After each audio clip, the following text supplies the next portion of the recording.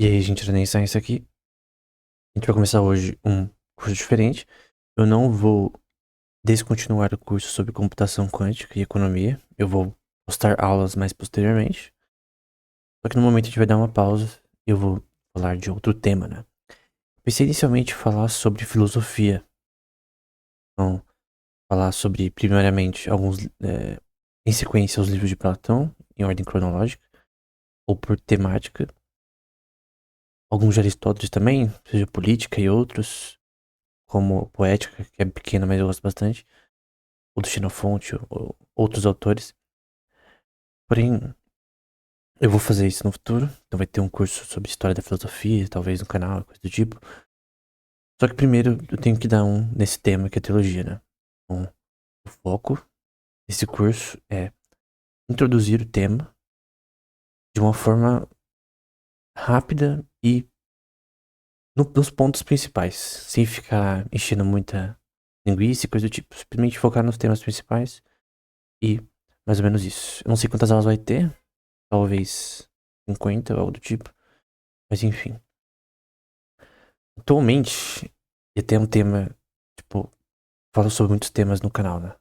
Então, já falei sobre inteligência artificial, tem 27 aulas, tenho de economia, que tem mais 50, tenho de criptomoedas, enfim, tenho agora de computação quântica, tem vários temas.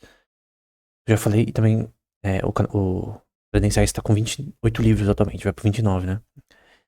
E a maioria dos temas são diferenciados do que eu tô falando aqui, né? Mas tenho 6 atualmente, que são em teologia. O último tem 900 páginas e o penúltimo, que é o quinto, né? Tem 500, é 400 e eles estão na Amazon, né? Então, esse aqui, por exemplo, do ano passado, eu acho, que eu publiquei. Demorei até pra escrever, que eu tava com preguiça mesmo de escrever. Mas no fim, deu 900 páginas, demorei um ano. Demorei um ano porque fiquei protelando, né? Porque eu fiquei procurando tema também, porque é difícil ficar pensando em tema. Mas é o maior. E esse daqui, né? Que fala sobre vários temas, né? Tem vários artigos sobre vários temas. É, ou comentários, passagens, enfim. Um exemplo, esse daqui do volume 7 do primeiro capítulo. Vai falar. Que fala, na verdade, né? Mas não está publicado no momento. E eu não sei quando eu vou publicar. Tá com 250 páginas ainda. Mas que fala sobre. Primeiramente, o primeiro capítulo. Sobre citações da Septuaginta em Hebreus. Septuaginta é o texto grego do Antigo Testamento, que a gente vai falar sobre a história da criação da Septuaginta e tal. Do Antigo Testamento, no caso, né? E aqui, por exemplo, é uma passagem de Hebreus, na versão original, que é uma passagem de 2 Samuel. Aí você tem algumas partes aqui falando sobre o texto, enfim. É isso que esse curso pretende ensinar, como que você pode é, entender esse tema, no geral, e depois avançar pelas formas, né? Então, por exemplo, posteriormente eu vou falar como onde você pode estudar grego, quais livros usar, como estudar hebraico, coisas do tipo, que você precisa, é necessário. Como você ir além depois desse curso também. Então não é só tipo, um fim em si mesmo, mas é uma introdução que vai impulsionar quem quiser aprender mais sobre o tema, rapidamente, né? Essa daqui é outra parte também sobre Hebreus, então tava na parte no começo, no Hebreus 1, então tem que terminar esse capítulo.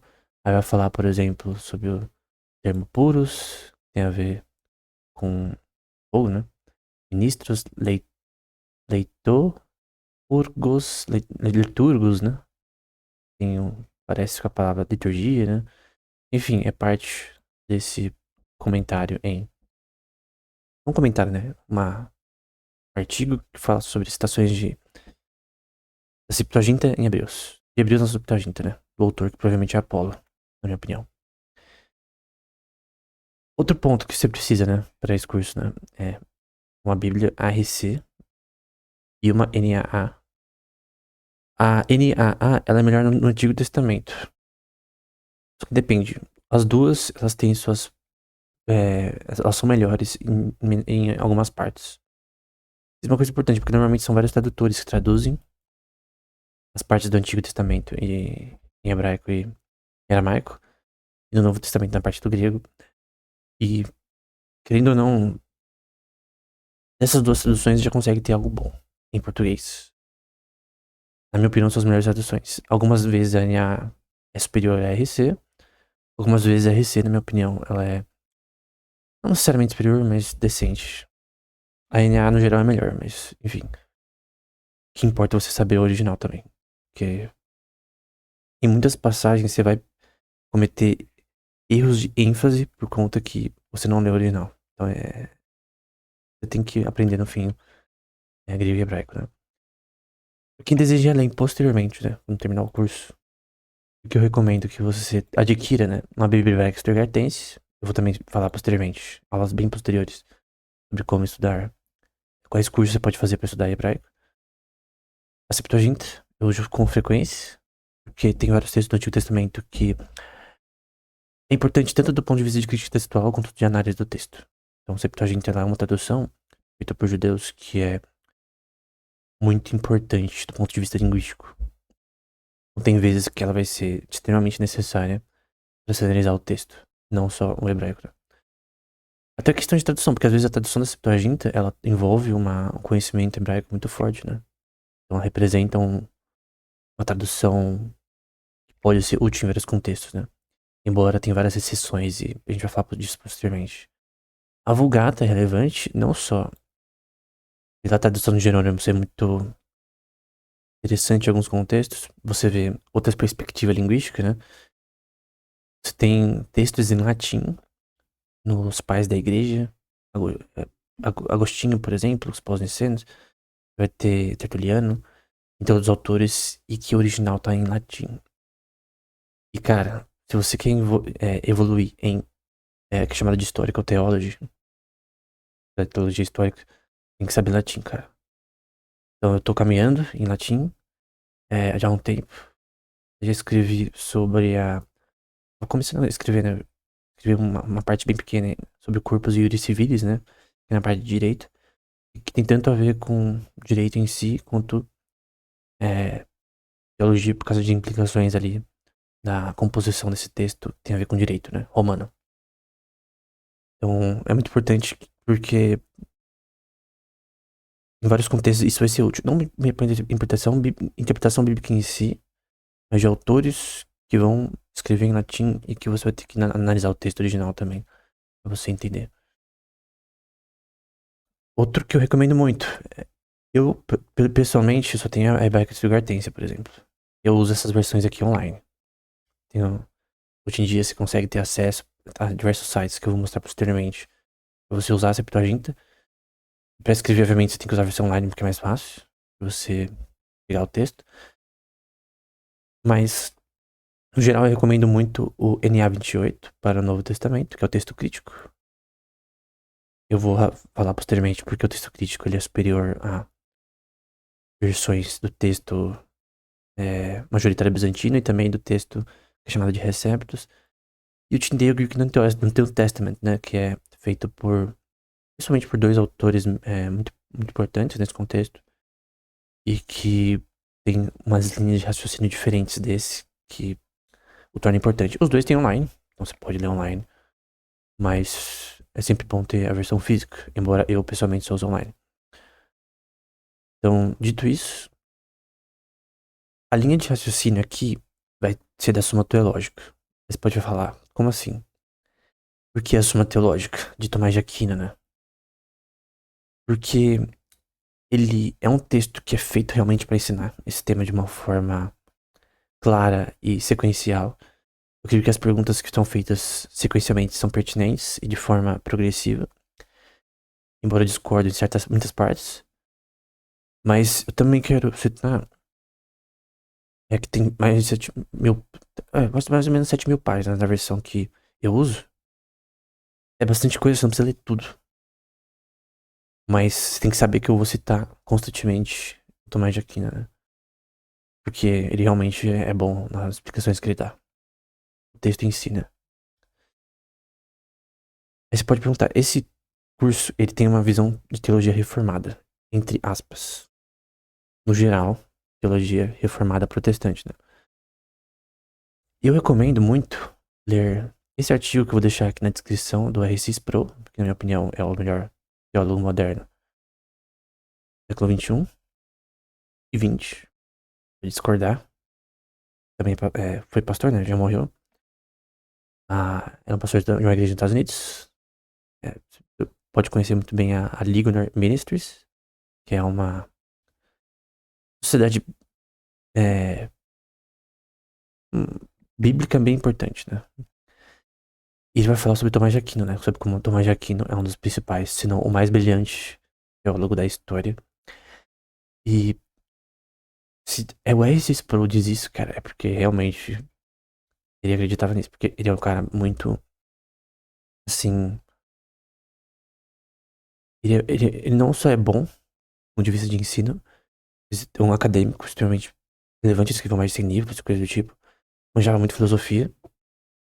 Então, seja filosofia socrática, pós-socrática e moderna.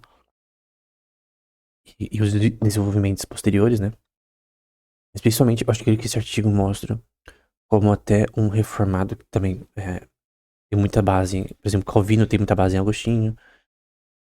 É, e o próprio Tomás de Aquino tem muita base em Agostinho. Ele não só usa Aristóteles, né? Como Lutero dizia. Lutero, ele, no Cativeiro Babilônico da Igreja, que é um livro dele, né? Ele falava que o Tomás de Aquino usava muito Aristóteles e tal. Na minha opinião, ele não usa tanto quanto parece. Nos artigos posteriores que ele vai escrevendo, ele usa mais como objeção, na verdade. Então, Aristóteles em Tópicos, por exemplo, que é um livro dele, ele escreveu tal coisa e ele usa aquilo como, na verdade, um erro, né? Ele tá falando, ó, Aristóteles estava errado aqui. Já ele usa mais o Aristóteles de forma que o Aristóteles está, na verdade, escrevendo algo que é incompatível com a escritura do que compatível. Embora algumas partes ele de fato usa de forma linguística ele. Como, por exemplo, o termo acidentes, que a gente vai ver posteriormente, que é usado em alguns contextos. Só que ele usa de forma linguística e, na minha opinião, ponderada, né? Embora várias vezes eu discordo dele, né? Em certas passagens. Em resumo, né? O foco deste curso é dar uma visão, eu vou pegar aqui, completa, a introdução da teologia, né? Em aspectos de hermenêutica, exegese, crítica textual, que tem a ver com manuscritos, né? E literatura comparada. Um tema bem complexo. Teologia sistemática, história da igreja, seguindo a Suma Teológica. Eu não vou seguir a Suma Teológica exatamente no formato de Aquino. Eu vou também falar a minha opinião do ponto de vista bíblico, né? Que obviamente é a visão da sola escritura. E qualquer cristão normal deveria ter. Então a perspectiva geral é na teologia reformada. Então tenho isso em mente. Uma teologia protestante, em essência. E outro ponto é tendo como base a Bíblia Sagrada, né? Então essa é a base geral de tudo que a gente vai estudar. Porque, na verdade, a única regra normativa de fé é a Bíblia Sagrada. Então, realmente ela pode ser usada como explicação de como ou quem Deus é, né, no caso. E tendo em vista que a única forma de alguém ir além em teologia, que é uma coisa que Aquino também vai provar em algumas das suas teses, é em fé, né? Então é impossível alguém ser teólogo sem fé. E sem ação do Espírito Santo também, né? Então esse é um ponto importante em relação a como alguém pode ser um teólogo. E sem esses elementos, sem a Bíblia Sagrada e sem fé, é impossível. Se alguém fazer algo de forma externa, ele vai errar constantemente, né? Premissas básicas, né? Eu poderia pôr mais, mas essas são as principais. A Bíblia não contém erros, ela é inerrante, ela é inspirada por Deus, é opnestos, né? Ela não se contradiz. Não existe outra revelação divina ou irá existir. É necessário ter fé para entender. Embora é uma fé racional, ela tem uma base racional. Eu vou explicar o que significa isso. Até porque, para você interpretar um texto, você tem que ter razão, certo? Você tem que ter princípios de lógica associados, princípios de regras de interpretação e o sentido do texto. Então não é uma ciência, na verdade, como a gente vai ver. E uso da interpretação histórico-gramatical. Ou, de uma forma melhor, na minha opinião, os sensos naturais de Lutero, né? Que é o sentido natural do texto. Então, o próprio texto diz o seu sentido natural, seria poético, seria histórico. Então, por exemplo, tem uma passagem com relação a Sansão, em que uma parte de Juízes, Sansão vai falar um poema ou um poema meio que sapiensal, em relação a quando ele abre o leão no meio, né, com a força dele, e tira mel dentro. Aquilo é um poema, só que é um poema dentro de uma narrativa histórica. Então, eu sei que aquela parte é poema e outras partes não são. Pelo gênero literário que está disposto ali claramente. Então, Salmos é cânticos. É óbvio. Você não vai interpretar Salmos como se interpreta Gênesis. Então, esse é um ponto. Outro ponto é do ponto de vista bíblico, né? Qual que é o objeto de estudo da teologia como a gente vai ver, né? E tem o Salmo 27, né? Quando tu disseste, buscai o meu rosto, o meu coração te disse a ti, o teu rosto, Senhor, buscarei, né? É o versículo 8. Isso significa que o objeto da teologia é estudar algo como a R.C. Sproul chamava de corandeu. Então, eu vou colocar aqui, coran, eu escrevendo com o mouse, né, não vai ser tão bonito minha letra. O que é corandeu? É no sentido de diante de Deus, ou no sentido contemplativo, né, diante de Deus. No sentido de que o objetivo do ser humano é esse, né, é adorar a Deus e esse é ele. Então por isso o termo buscai. Quem disse buscai? Buscai meu rosto. É Deus, né? Cristo, né? Obviamente Deus não tem rosto, Deus é espírito, né? A gente vai ver posteriormente. Mas buscar em meu rosto significa, primeiramente, que Deus que falou pra buscar o rosto. E aí a pessoa, Davi no caso, disse, né? O teu rosto, Senhor, buscarei, né? Embora isso venha de forma monergista da parte de Deus, né? Isso é um ponto bem importante que a gente vai ver posteriormente. Outro texto de 2 Timóteo 3,16 que é bem relevante: toda escritura é divinamente inspirada, é proveitosa para ensinar, para redarguir, para corrigir, para instruir em justiça, para que o homem de Deus seja perfeito e perfeitamente instruído para toda boa obra, né? O ponto é que o texto ele tem que ser inspirado. E acontece, se ele não for inspirado, ele não é útil. Primariamente, né? Obviamente, por exemplo. Eu lembro de um cara que tava na frente da igreja, que eu ainda estou, né? Há muitos anos atrás. E aí, a gente tava conversando, tava um cara novo, eu tinha ido lá pela primeira vez. E aí eu falei, cara, sobre como eu lia livros de teologia e tal, eu gostava bastante. Ele falava, eu só leio a Bíblia. Tudo bem. Só com ela você já consegue o suficiente, de fato. Só que não é justo que você diga pra si mesmo que você não queira aprender com outros, certo? Porque pensa, é, Agostinho, por exemplo, ele falou muitas besteiras também. Mas, no geral, ele foi um dos maiores teólogos da história. Ou, por exemplo, Tertuliano, ou o cara que é chamado de Matetes, né? Porque ele não coloca o nome dele certinho, que é um dos pais penecenos. Ou Clemente de Roma. Ou autores hoje em dia, né? Como o próprio, por exemplo, o, o Donald Carson, por exemplo. Ou autores como. Acho que eu não consigo citar um autor bom, assim, de cor. O que o próprio Race Sproul, por exemplo.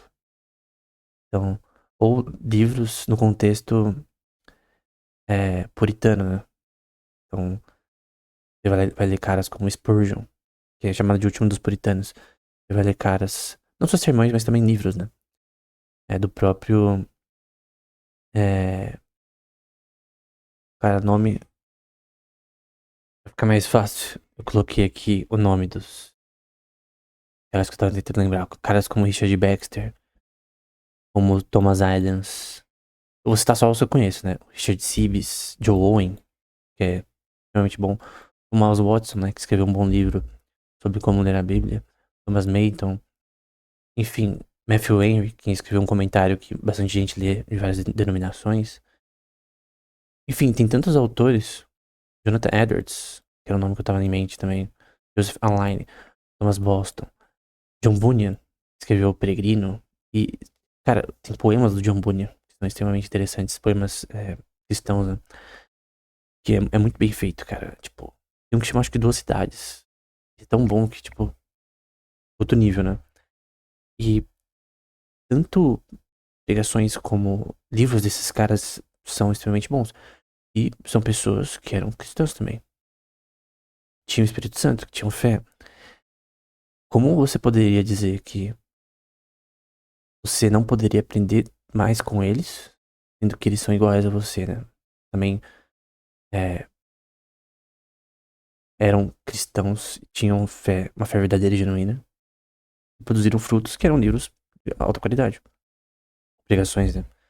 Então, eu acho que é errado uma pessoa dizer, eu vou só ler pra mim mesmo a Bíblia e é isso, vou estudar por mim mesmo e não quero ler livros de outros cristãos, de pastores que escrevem corretamente. Eu acho isso incoerente. Tem que ler os dois. Não pode deixar um nem o outro. Você tem que ver, tem que ler você mesmo. Você interpretando corretamente, conforme o que o texto está dizendo histórico-gramaticalmente, o que está sendo dito, e comparar com o que outros autores dizem. O que é incorreto, você vai falar, nessa passagem aqui não mostra que o que aquele cara tá falando tá incorreto. E assim por diante.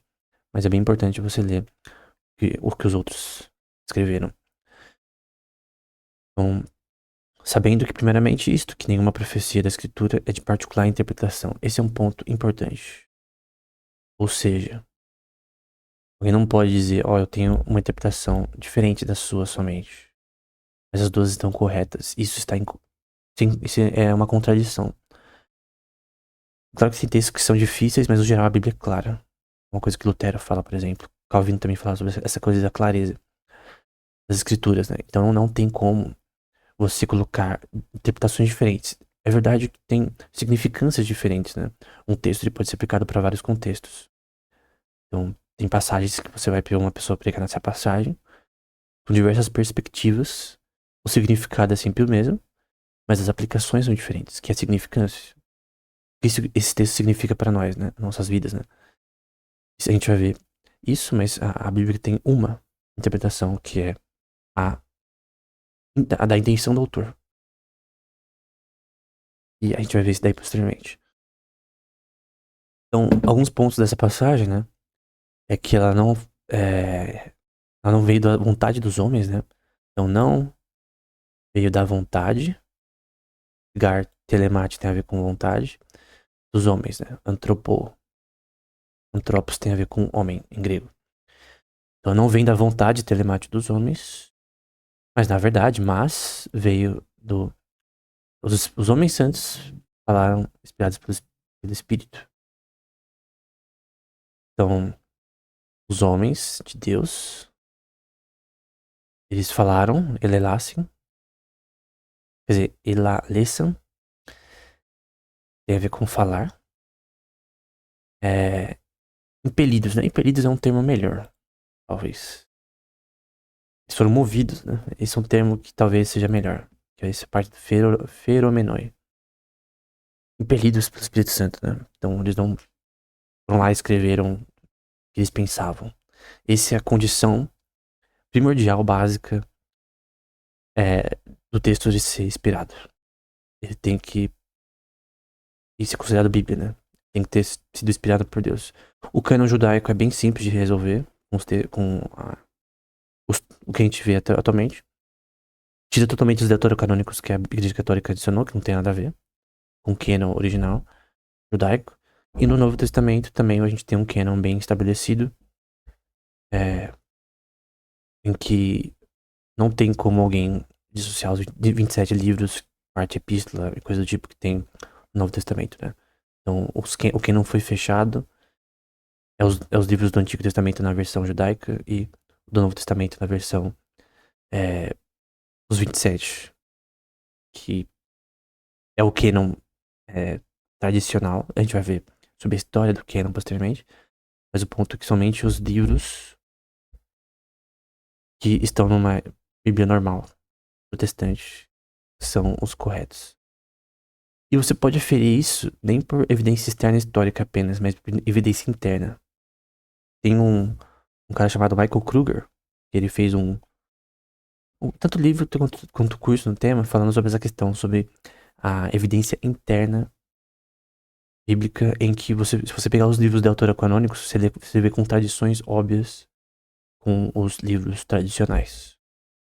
Então, a pessoa vai citar, por exemplo, um livro apócrifo, não bíblico, não canônico, do Enoque, ou Apocalipse de Abraão, e aí você compara com o texto bíblico e você vê contradições do texto espúrio, do texto apócrifo.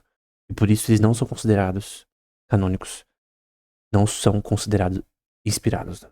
Então, os textos inspirados é a que a gente tem numa Bíblia tradicional protestante. A doutrina, que agora estou citando Aquino, né? A doutrina sagrada é uma ciência. Devemos ter em mente que existem dois tipos de ciência.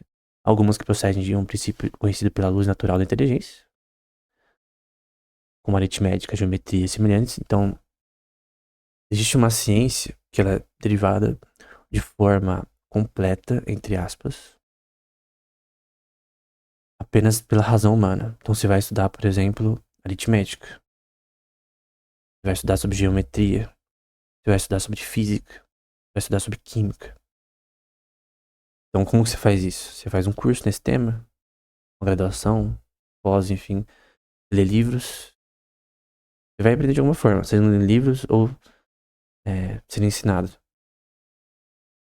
Você pode aprender, pode investigar e ir além desses temas, apenas pela razão humana. Aí você pode falar, e esse é o fato, por exemplo, com matemática. Então, você pode aferir as coisas apenas pela razão humana. Você lê livros, você lê artigos, você pensa por si mesmo, você vai além de um tema, você acha novos teoremas. E é isso, é uma ciência. Só que a teologia poderia ser considerada uma ciência? Sim ou não? Esse é o ponto de Aquino, né? Ele vai dizer, né? Pois muitos acreditam em mentiras que são claramente inconsistentes e ilógicas, seja por ignorância ou pelo esforço em ser ignorante, que chamamos de teimosia no erro. E aí ele vai falar sobre essa questão da... Ele vai falar posteriormente também, que tem a ver com a doutrina da iluminação de Agostinho, que nada mais é do que nem deveria ser chamado de teoria ou doutrina da iluminação, porque basicamente é algo que é óbvio na Bíblia em relação a como o Espírito Santo age no intelecto humano, na razão humana, para se convencer, não da existência de Deus necessariamente, mas de que Cristo é a verdade, que Jesus Cristo é a verdade, que a Bíblia é a verdade. Então a fé, ela vem por através da graça divina.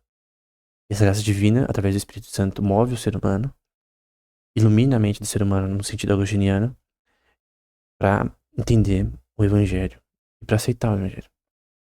Então a questão é que a ciência bíblica, a teologia é uma ciência por essa e outras razões. Porque primeiro, a Bíblia é um sistema completo e sistemático, em que você tem o que a gente pode chamar de teoremas linguísticos, em que você tem como provar proposições através dos textos contidos nela. Então eu posso provar facilmente que Jesus é Deus na Bíblia, porque a Bíblia não se contradiz com relação a isso, e ela diz claramente isso de uma forma, no contexto global. Então você não pode considerar um texto sem considerar o seu contexto local no livro, na passagem, no gênero, que pode ter outros livros parecidos, e no contexto global, como por exemplo a literatura apocalíptica. Se você ler o livro de Apocalipse sem entender Daniel, Ezequiel, Isaías e outros textos proféticos que contêm escatologia, é impossível em gênero e número e grau que você entenda Apocalipse, porque ele usa de expressões, termos, como por exemplo 70 semanas de Daniel que a gente vê em Jeremias, 70 semanas de Jeremias, na verdade, elas estão presentes no contexto da grande tribulação que está no contexto do Apocalipse. Então você precisa ter o contexto global. Você não consegue entender o livro de Apocalipse sem ler o Antigo Testamento. E você não consegue entender o Novo sem ler o Antigo Testamento. Tanto que o que eu vou defender aqui é que você precisa dos ambos testamentos em mesmo degrau. Então, toda a escritura divinamente inspirada, ela é, é útil, né? Ela é. Acho que não tá o texto aqui, mas ela ela é relevante, ela é útil para o homem ser instruído na ciência sobre Deus, né? Em várias aplicações para nossas vidas também, né? E para nossa existência também. Então, o termo aqui, Lumine Naturalis Intellectus, tem a ver com essa iluminação intelecto, que no caso estudar, por exemplo, geometria, aritmética, história, do ponto de vista científico, arqueologia, você consegue aquilo pela razão humana, que no caso foi dada por Deus. Esse é outro ponto. A razão humana foi dada por Deus. E toda a soma do conhecimento humano de toda a história é nada. Conhecimento de Deus, porque ele é infinito, como a gente já viu posteriormente. Que é a onisciência. Então, por exemplo, sobre geometria. Ninguém sabe mais sobre geometria aritmética do que Deus. E Deus é onisciente, ele sabe todos os teoremas possíveis que o ser humano vai descobrir. No futuro, ou no presente já descobriu. E os que não vão descobrir. Uma sabedoria onisciente que é presciente e também acho que acho que em inglês é contingence, mas não sei como é o termo em português, mas é de Deus saber a história, por exemplo. Quais caminhos ela iria ir se tal ou tal coisa acontecesse de forma diferente. Enfim. E quais são as áreas relevantes? E que isso que torna teologia, na minha opinião, mais difícil que as outras áreas, né? Então, eu já dei cursos no canal e já escrevi livros em temas como, por exemplo, inteligência artificial, computação quântica, economia. Eu já escrevi livros sobre. Tem capítulos sobre neurociência, do ponto de vista acadêmico, sobre é, filosofia do direito aplicado a direito digital e coisas do tipo. Cara, nenhum tema. Acho que os temas mais difíceis que eu já estudei. O primeiro, com certeza, gênero, número e grau, biologia teórica e neurociência teórica. Neurociência teórica, cara. E neurociência computacional é tão difícil. Trava sua mente, cara, porque realmente é difícil. É muito difícil neurociência teórica. Teorética neuroscience, né? E aplicações pra inteligência artificial também é muito difícil. Quando você vai falar sobre esse tema. Qual que é o primeiro tema mais difícil? Porque esse é o segundo.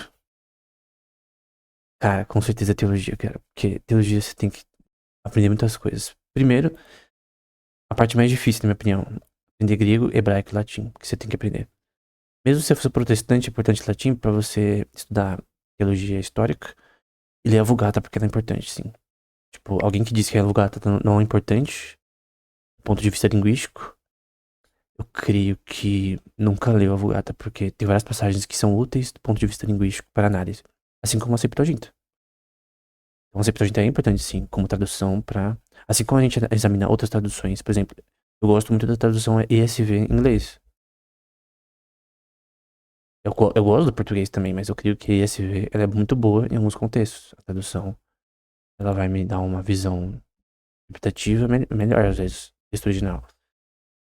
Então, a latim e a Septuaginta são importantes, só que, cara, é difícil. Eu demorei muitos anos pra conseguir entender o grego do Novo Testamento. E o da Septuaginta é ainda mais difícil. Eu tô ainda lidando com a Septuaginta, porque ela é realmente bem difícil de ler em relação ao Novo Testamento, porque ela é maior e ela foi composta em um período diferente. E até eu perder um pouco de grego clássico também é relevante pra você. Aqui, porque, por exemplo, já teve várias passagens que eu fui analisar em que eu tive que ter uma passagem em grego. Então tinha uma passagem em grego.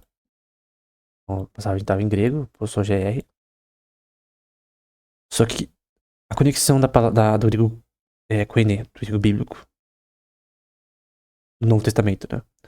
Tinha conexão, por exemplo, com citações de filósofos, né? Então, por exemplo, o próprio Aristóteles, vamos supor, o Platão, eles usam termos, por exemplo, o termo doutrina, né? Então, eu vou pôr aqui didaquê. Não sei a acentuação, tá? O termo didaquê, eu acho que é assim, eu não lembro a acentuação, mas nesse contexto, mas o termo doutrina, ele aparece, por exemplo, em 2 João. Em 2 João aparece. Só que esse termo, ele não se originou em 2 João. Esse termo, linguisticamente, gramaticalmente, já foi usado em muitas passagens de filósofos. Em Platão, por exemplo, já tem partes escritas de didaquê e se traduz como doutrina em português. Por que isso é importante? Porque você tem que entender que a língua grega, ela não nasceu na Bíblia, né? Ela não foi uma bolha que do nada apareceu a língua grega. Ela era a língua da época, né?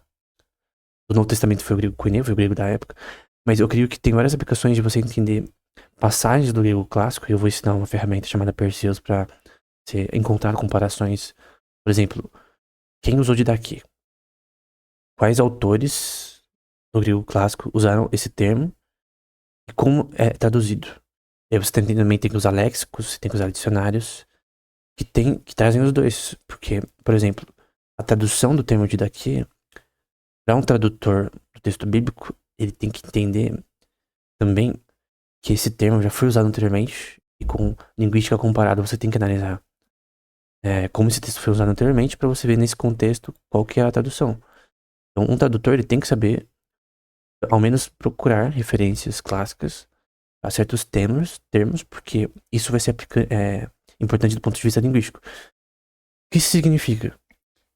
Que mesmo para comparações linguísticas, você usar obras que usam esses termos, seja no grego clássico ou no grego mais clássico mais próximo, né? E são importantes para você entender o significado desse termo. A gente tá falando sobre significado, a gente tá falando sobre gramática. Não é nem sobre filosofia, é gramática. Linguística comparada. Como que esse termo foi usado ao longo da história e o que significa no período, do ponto de vista cronológico, né? É, no, nessa passagem aqui. Obviamente, o que importa para ver o significado de um termo é o contexto. Só que, tô dizendo isso porque às vezes é relevante. Então já teve vezes, por exemplo, o significado de baptismo. Eu já vi algumas aulas no tema em que fala sobre esse termo sendo usado em obras clássicas, né? Em obras do grego clássico. E ser usado de outra forma do que mergulho. Só que, na verdade, no ponto de vista contextual, eu sei que tem no dicionário, nos léxicos bíblicos, né, que baptismo, que eu vou escrever aqui, vou ver se eu consigo escrever de cor. Eu vou pôr aqui. Como.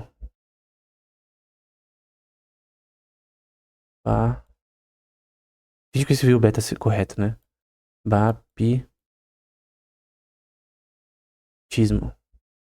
Aqui é um sigma. Eu tô escrevendo com o mouse, né? Acho que é assim ou é com O no final. Então, o termo batismo, ele tem alguns significados diferentes, no grego clássico.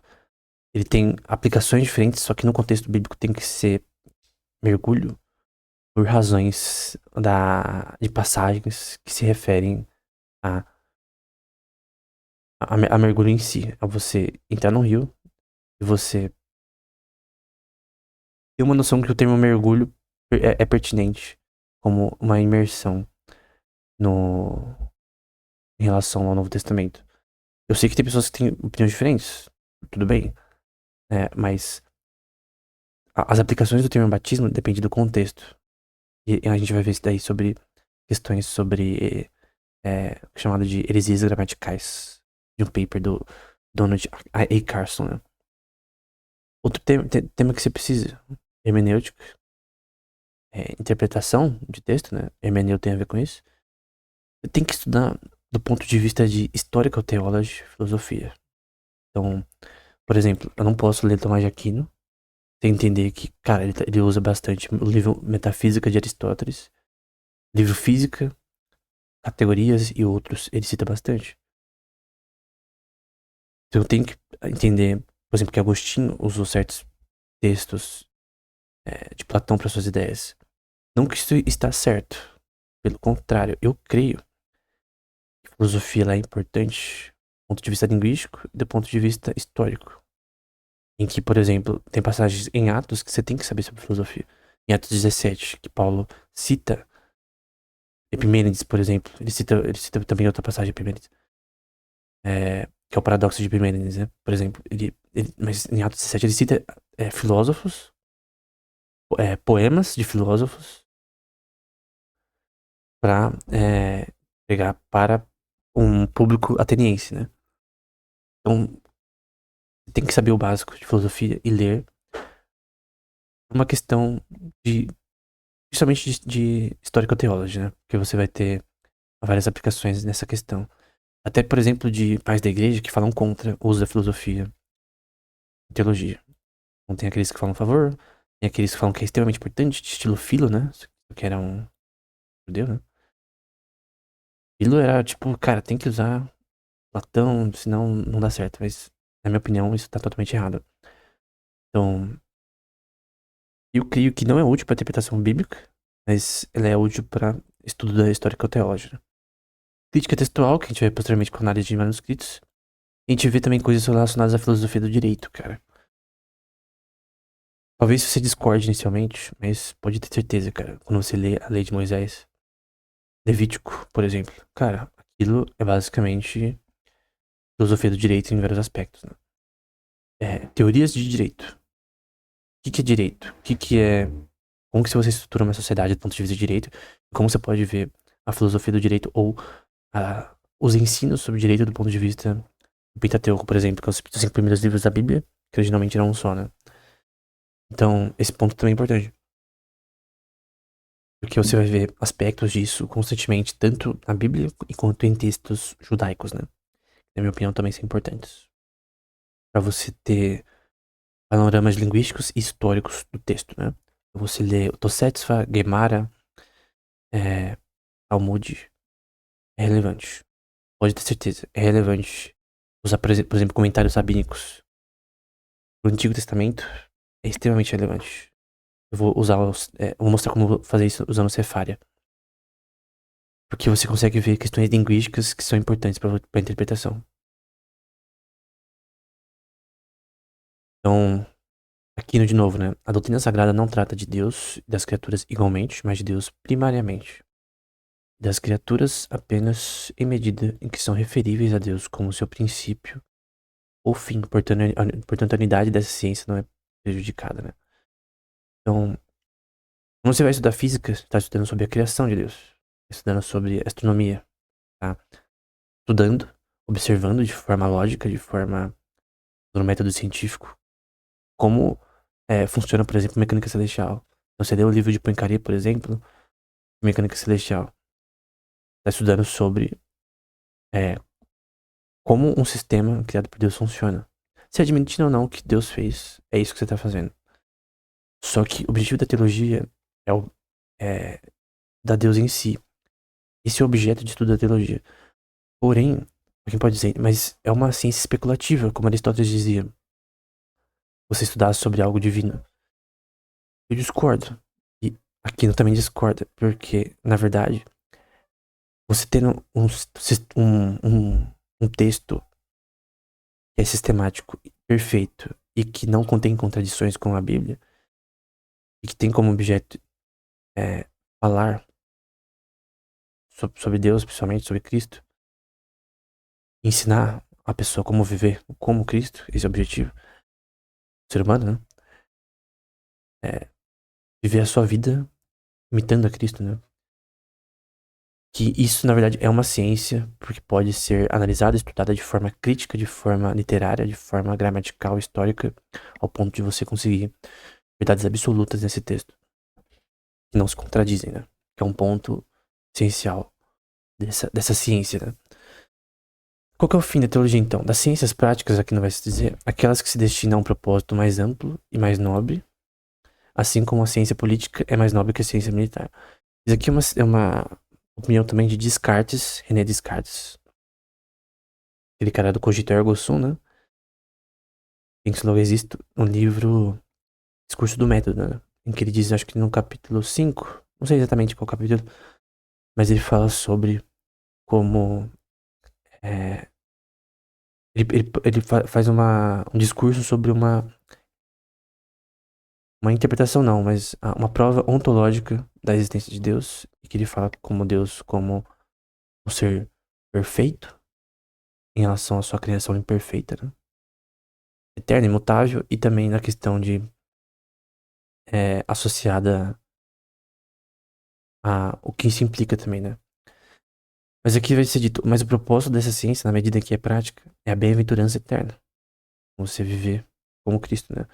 Para a qual, como fim último, se dirigem os propósitos de toda a ciência prática. Portanto, é claro que, sob todos os aspectos, ela é a mais nobre de que todas as ciências, né? Descartes falava no livro Discurso do Método que a teologia é a rainha das ciências. Outros pontos bíblicos, né? O temor do Senhor é o princípio da ciência. Os loucos desprezam a sabedoria e a instrução. Tem diferença entre você estudar geometria, física, e você aprender a ser uma pessoa moral. No livro Simpósio de Platão, por exemplo, Sócrates, diferente dos outros sofistas que estavam falando lá na discussão entre eles, nesse debate, eu recomendo muito esse livro, Simpósio de Platão. Eu vou até pôr aqui. Simpósio. Fed também é importante, mas simpósio. Simpósio. Em que a questão é, virtude pode ser ensinada? Todo mundo diz que sim ali, Protágoras, um monte de cara ali. Mas quem diz que não é Sócrates. Ele diz, eu não sei como ensinar ciência política. Ele vai dizer, ele vai julgar. Eu não cobraria alguém, porque esse era o ponto do livro, né? Pra ensinar ciência política pra ele, porque o foco da ciência política é a virtude. Arete no grego, né? É arete.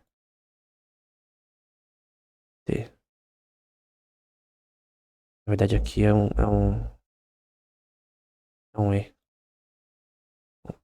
O nome não é E, né? Mas eu acho que é assim. Arete. Então, a virtude em si, ela não pode ser ensinada. Porque ele vai falar, né, no simpósio. Às vezes você pode ensinar alguém o certo. O próprio Platão ensinou Dionísio de Siracusa. Então, Dionísio de Siracusa, ele foi um discípulo de Platão e virou um ditador. O livro O Econômica, que provavelmente é de um discípulo de Aristóteles, do pseudo-Aristóteles, ele fala sobre isso, sobre como Dionísio de Siracusa, cara, ele fazia um negócio lá de fraudes, né, com seu povo, né? Pra roubar dinheiro do mesmo do povo e pra usar como ele queria. Constantemente. Ao ponto que ele foi morto. E na sétima carta de Platão, ele fala defendendo Dionísio de Siracusa. Só que na verdade, cara, não tem como defender. Eu creio que no livro O Estadista, o Platão mudou de ideia do que ele falou no República em relação ao rei filósofo, né? Que ele tentou criar um rei filósofo, que era o Dionísio de Siracusa, e não deu certo. Então, o ponto é que, cara, você pode ensinar se quiser pra pessoa. Virtude não pode ser ensinada por um ser humano de forma completa e correta. É o que Sócrates vai concluir no simpósio. Então, como que você aprende virtude? A ser uma pessoa virtuosa? Em Deus. Só um ser perfeito, perfeitamente virtuoso, pode ensinar um ser imperfeito a ser virtuoso. Então, ponto é só um louco diria não à sabedoria divina em relação à virtude, à ética, e iria atrás da humana. Então, a Bíblia é um livro também sobre, não ética em si, mas sobre sabedoria em si, como que você deve viver. Que é pra glória de Deus, obviamente. Não é pra si mesmo. Não vai usar essa sabedoria pra fama e fortuna. Pelo contrário, é pra você ser uma pessoa mais parecida com Cristo. Mais parecida com Deus também. Porque o foco do cristão é ser cada vez mais perfeito como seu Senhor. Obviamente nunca vai ser perfeito, mas o ser humano, né? Mas ele busca perfeição continuamente. Embora nunca vai ser perfeito, porque só Deus pode ser perfeito, né? Nem anjos são perfeitos do ponto de vista bíblico. Portanto, aquele que considera absolutamente a causa suprema de todo o universo a saber, Deus, é chamado acima de tudo de sábio. Por isso disse que a sabedoria é o conhecimento das coisas divinas, como diz Agostinho no livro da Trindade. De Trinitai, né? Ele também cita frequentemente, tá? Agostinho, Aristóteles e Dionísio, mas ele cita mais Agostinho que todo mundo. Em que o Dionísio ele vai falar do que é chamado aqui, né? De patiência divina, mas que nesse contexto pode ser traduzido contextualmente como experiência divina. Você experienciar o divino é o que te ensina sobre Deus. E quando eu digo experienciar, você não pode experienciar do ponto de vista bíblico sem conhecer Deus, sem ter fé em Deus e sem ter uma fé bíblica em Deus. Porque onde você encontra a fé verdadeira? A fé tem uma coisa chamada na fé, chamada notícia, em latim. Que eu tô citando R6 Pro. O que é notícia? Notícia é o conteúdo da fé. E o conteúdo da fé tem que ser bíblico. Se a sua notícia, se o seu conteúdo da fé não for bíblico, né? Então é uma notícia errada. O conteúdo tá incorreto. Você tem que ter um discernimento que vem da de experienciar o que Deus disse e depois viver isso, né, também. Que não adianta você entender a palavra de Deus e não viver ela. Ela vai ser inútil pra você, como os fariseus, por exemplo. Conectada com a notícia tem uma coisa chamada fiducia, também uma palavra usada na Vulgata, em alguns textos do Novo Testamento.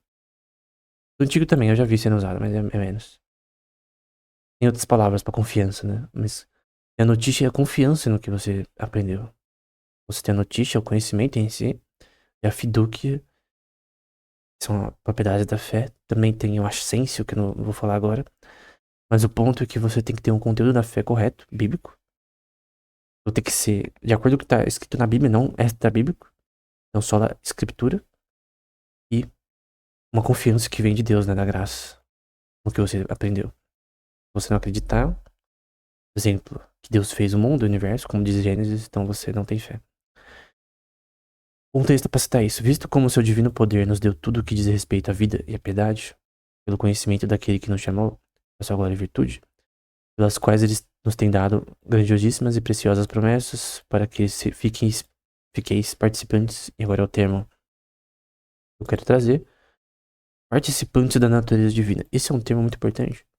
E 2 Pedro, em que quanto mais você se aperfeiçoa em servir a Cristo, mais você é participante da natureza divina. Em que sentido? Todo mundo é participante em certo sentido, toda a criação, porque aqui estou citando Aquino também. Porque toda a criação Deus deu, não principalmente pro ser humano, né? Vamos falar só do ser humano que é mais fácil. Toda a criação é boa, que Gênesis diz. Gênesis 1 diz isso claramente. Tudo que Deus fez é bom. Só que o ser humano, ele caiu em pecado, obviamente. Romanos 3:23. Só que mesmo em pecado, ele é participante da natureza divina. Porque tem uma coisa chamada Imago Dei. O que é Imago Dei? Imago Dei é a imagem de Deus em nós. Nós somos uma Imago Dei, no sentido de Platão, aí, olha como é importante, do ponto de vista linguístico, estudar os filósofos, né? Em Platão, ele cita uma coisa chamada simulacro, do ponto de vista linguístico, tá? Então não tem nada a ver com sua filosofia. O que é simulacro pra ele? No livro Reteitos do Conhecimento, né? E o Sofista. É uma representação, por exemplo, é uma cópia de uma pintura que não representa ela de forma fidedigna. Não é uma pintura do ponto de vista real, mas ela é uma cópia, né? Como se fosse uma representação da pintura. Você tem uma pintura de Da Vinci e do discípulo dele, que eu esqueci o nome dele. Você vê que as duas são diferentes. O ser humano, ele é uma pintura, no sentido de que, entre aspas, né, ele tem a Imago Dei. O que a Imago Dei inclui? Os atributos que Deus tem e que Deus deu ao homem também. Bondade é um atributo que Deus tem. Amor é um atributo que Deus tem. Piedade, né, tá sendo citado aqui. Enfim, atributos que são questões morais estão incutidos na razão humana, do ponto de vista genético comportamental, mas que Deus fez isso dessa forma. Então, o desenvolvimento genético comportamental em relação ao comportamento humano vem de Deus. Só que é uma imagem. Não uma imagem perfeita, é uma imagem imperfeita. Em que a imago Dei, a razão humana no intelecto, ela foi dada, obviamente, ao homem, em que ele é capaz, por exemplo, de realizar coisas que provam que o ser humano é participante da natureza divina. Por exemplo, o ser humano não é tão mau quanto ele poderia ser. Mas do ponto de vista de Deus, ele é mau o suficiente para ir pro inferno. Porque é, todos pecaram e caíram na glória de Deus. Mas ainda assim a gente tem a imago Dei, que é é, uma representação do, dos atributos que Deus tem em relação a, por exemplo, questões que a gente chama de moralidade. Porém, a gente é um simulacro, a gente não é uma representação correta. Cristo é a representação, a imagem perfeita de Deus. Diferente de nós, é diferente dos anjos, né? Só Cristo pode ser a representação é, correta de Deus. Carácter é o termo usado em Hebreus, no grego, no começo do livro de Hebreus, em que é a representação perfeita. Tem a mesma essência de Deus, obviamente, porque Jesus é Deus, né? Mas unicamente Cristo é a representação perfeita, imagem perfeita de Deus. Nós somos um simulacro, né? Nós somos uma imagem. E por conta do pecado, por conta de Romanos 3:23, por conta da queda, né? Em Gênesis, é um simulacro que tá. É como se fosse um vidro com uma pintura quebrada. E o Espírito Santo, ele corrige essas imperfeições. Não exaustivamente, como alguém metodista diria, da versão mais tryhard. Mas, entre aspas, de glória em glória, né? Tem um texto de Provérbios que é, acho que é 4:18, que é: o justo vai brilhando de glória em glória até esse dia perfeito. É algo assim. Tô parafraseando. Só que nunca vai ser perfeito, sempre vai ser uma imago Dei que vai se aperfeiçoando. Então, qual a diferença do cristão e do não cristão? O cristão de verdade, ele, além de ler a Bíblia, além de congregar na igreja, porque é necessário, é o que Atos diz. Então, se você não estiver na igreja, você não é cristão. Uma igreja bíblica, obviamente. Se a igreja não for bíblica, não seguir o que está na Bíblia, ela não é uma igreja cristã. E se a pessoa que não segue a Bíblia corretamente, ela não é cristã. Ponto. Só que o cristão, a diferença é que ele é um pecador, que ele reconhece que é um pecador, e cada vez mais a imago Dei vai sendo simulacro que é o ser humano, vai sendo corrigido, vai sendo aperfeiçoado através do Espírito Santo. Através das suas ações, né? Porque não é só teoria e prática, né?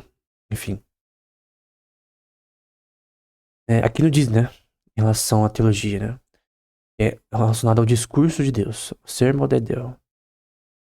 E que o subjectum da teologia, o sujeito ou o objeto de estudo em foco na teologia é Deus. Dessa ciência, no caso. Já foi provado que é uma ciência, até porque você tem que usar linguística, você tem que usar linguística comparada, você tem que usar crítica textual, você tem que usar geografia, história, diversos outros. Sociologia é importante, do ponto de vista da sociologia a correta, né? Que mistura história e economia juntos. Até, cara, economia é importante em algumas passagens, em muitas passagens. Você está falando sobre política, você está falando também sobre passagens como, por exemplo, em Segunda Reis, em relação a. Não Elias, mas eu esqueci o nome dele em português. Que é o Eliseu, né? Tem passagens, cara, que você sabe o que a inflação importa no texto. Aquela de uma parte em que o preço das coisas subiu por conta de um cerco que houve numa cidade, em Israel. E depois Deus faz os inimigos de Israel correrem pra longe, né? E alguns leprosos acham esse arraial, né? Essas tendas com várias. Com bastante das riquezas ali daqueles inimigos de Israel foram encontradas pelos leprosos, avisaram pro rei. não me engano, de Judá, na época, que o reino era dividido em norte e sul. E aquilo que era o cerco, né, que fez o preço das coisas aumentarem, quando eles conseguiram entrar no arraial dos inimigos deles e conseguiram pegar toda aquela riqueza e commodities ali, o preço das coisas diminuiu novamente. Você tem inflação acontecendo no texto bíblico. Então, a Bíblia vai falar sobre impostos, por exemplo, vai ter passagens em reis. No início da fragmentação do reino em norte e sul, você vai ter um rei chamado Roboão, que vai dividir o reino porque ele não queria cobrar menos impostos. Os caras falam, ó, é assim, ó, Salomão morreu, a gente vai te servir se você baixar os impostos. Porque Salomão cobrava um imposto muito alto. Ele decidiu não fazer isso, foi quase apedrejado até a morte, e no fim, isso fez a divisão do reino de norte e sul. Judá e... acho que é Israel e Judá. É. Então, basicamente essa foi a introdução apenas. A gente vai ver com mais detalhes posteriormente. Eu creio que seja útil, caso que você queira também ler os livros anteriores, é chamado de Resquícios da Natureza Divina, que tá na Amazon. E tá na descrição o link, caso você queira adquirir na versão Kindle, né? No momento não tem a versão física, mas é a versão no aplicativo Kindle. Então, nosso foco vai ser introduzir os principais temas em teologia. Algumas vezes a gente vai citar alguma coisa em filosofia, questões linguísticas também nesse contexto. Você não precisa saber grego e hebraico agora, nem latim, e nem até o fim do curso. Então, o foco do curso não é esse, é introduzir o tema. Obviamente essas coisas são posteriores. Demoram anos pra se cultivar isso pra você conseguir usar. E depois eu vou falar como fazer isso. Mais livros, usar e tal. Mas era isso. Até o próximo episódio.